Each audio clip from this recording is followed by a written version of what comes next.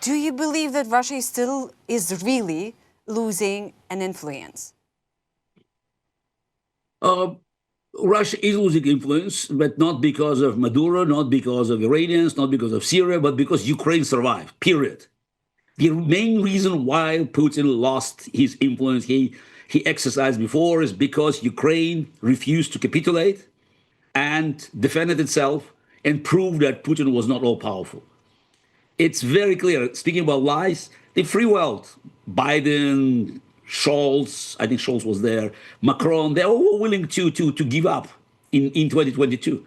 We all know that. This is not a secret. All they offer to Zelensky is basically, we can offer you a life in exile. So you, like Tikhanovskaya now, you have to get out. They were not willing to fight.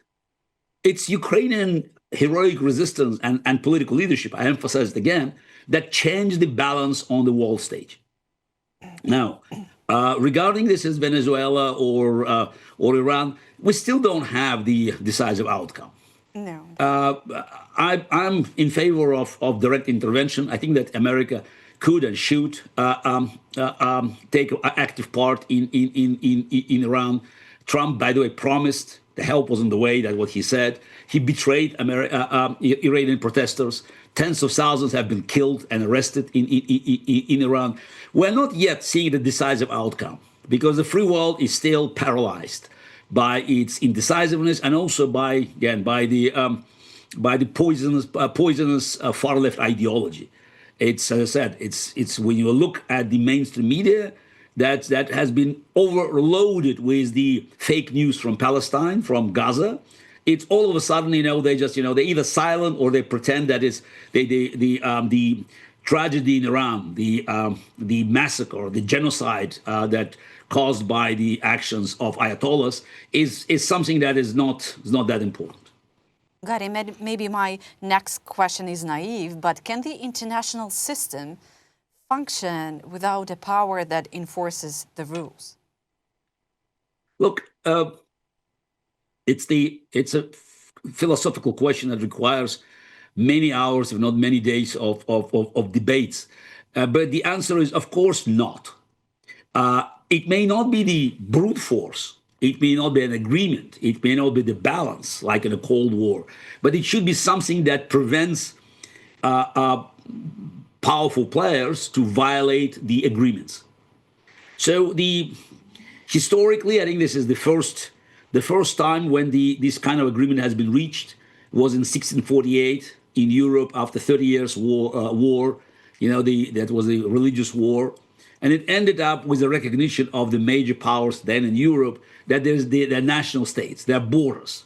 It was a primitive concept, but at least there was something that regulated the life and political relations in Europe in the 17th century.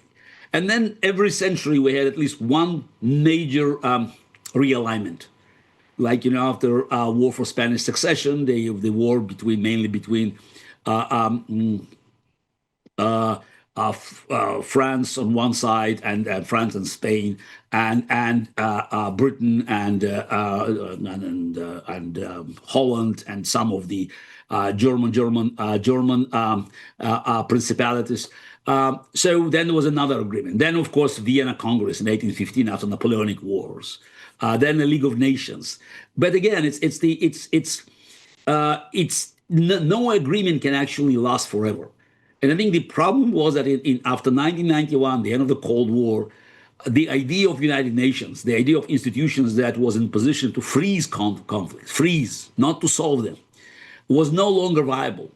So relying on the United Nations, basically, just to turn to be into favor of the bad actors, of dictators, because they use the United Nations as the platform to advance their cause.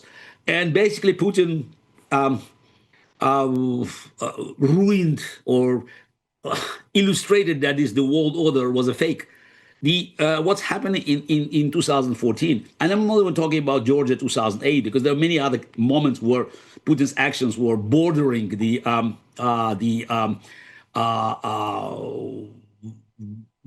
violation of international order. But 2014 Crimea was the end. After 2014, the United Nations became just, it's a joke. For me, it was a joke before, but 2014 illustrated that this organization was not a problem solver, but actually a problem itself. And the fact is that the United States and Europe pretended that they could still operate through these institutions. And by the way, nothing happened with Russia from 2014 to 2022. They suspended some membership, but then brought them back. So they acted as if they had rules. And for instance, now the whole story about Russian frozen funds is also based on the assumption that we, the free world, have to play by the rules. What the hell? There are no rules. And Donald Trump is another, example. So he demonstrates that there are no rules. It's just, it's the rules, again, they have to somehow create a balance. And there is no balance yet. So we're going through the period of lawlessness. And sooner Europe recognizes that, it has to start playing, hardball. So better for all of us. Because at the end of the day, it's the unconditional surrender of the forces of chaos and dictatorship could offer us a chance to start building new world. What's still surprising me, how Europe is reacting on Donald Trump's words. Why do so many leaders seem reluctant to speak to Donald Trump in the tone he often invites? Why does everyone default to careful diplomatic language at a moment when it feels like, alarm bells should be ringing? You just said leaders. So can you be more specific? Because I don't see leaders. I see managers, the elected managers.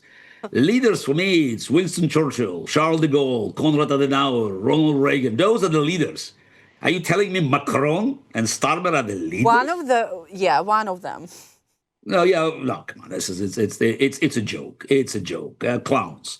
Let's be honest.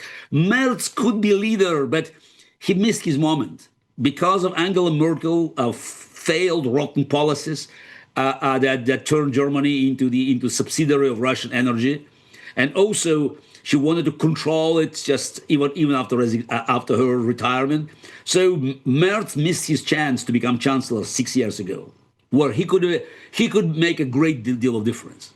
He's trying now. He's the only one who deserves, some benefits of the doubts. I mean, look at Rutte. It's the former prime minister of Holland. He's the general secretary of NATO. I mean, the guy is just, is a bootlicker of Trump. It's our daddy. It's a joke. This is not the way, you deal with a bully. Actually, the prime minister of Denmark, Frederiksen. So she took a strong stand. I like her. Absolutely. No, but again, there's some strong stand. She's probably the only, the only politician with balls now in Europe when you look at others. Yeah, absolutely. And I loved the former president of Estonia, Kersti Kaljulaid. She's also the one with the balls. No. Look, this is the Nordic countries and the Eastern Europeans. They definitely have a very different idea because I would call it genetic memory. When you look at Lithuanians, Estonians, Latvians, Finns, Swedes, even Danes, and Poles.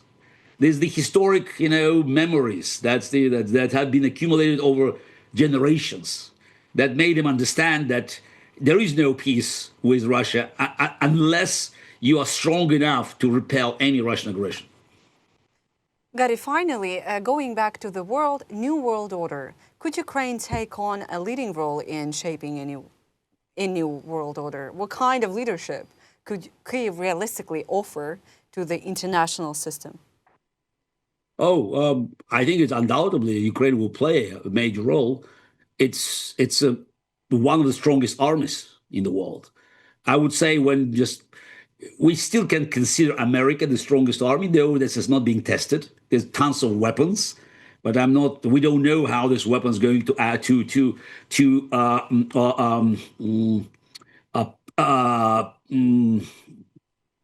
perform on the battlefield. So we have two armies that prove to be most effective, is Ukraine and Israel. But Israel is just having small regional war. Ukraine is the only army that learn how to fight modern war. And I think there's this unique experience of being part of the new technological war, the war that is changing everything. I think there's the era of the aircraft carriers and all these, the mega projects that's dominated the Western military schools for decades. It's over. I'm not sure that the modern planes can actually survive, a new generation of drones. So if you have a plane worth $100 million and being attacked by 10 drones, each cost of $10,000, I'm afraid that that's not a mathematics that can sustain. So I think Ukraine has a lot to offer. And I will not be surprised if Ukraine definitely will become an integrated part of this new global structure that it must be built, because we learned one thing after the end of the Cold War: the evil doesn't die. It can be buried for a while under the rubbles of Berlin Wall, but eventually it sprouts out if we lose our vigilance. And Ukraine is absolutely an indispensable part of this new world where when democracies, when the forces of freedom and liberty will illustrate to the rest of the world, to the forces of authoritarianism and tyranny, that we are vigilant and we are ready to repel any attack and inflict a devastating cost to any aggressor.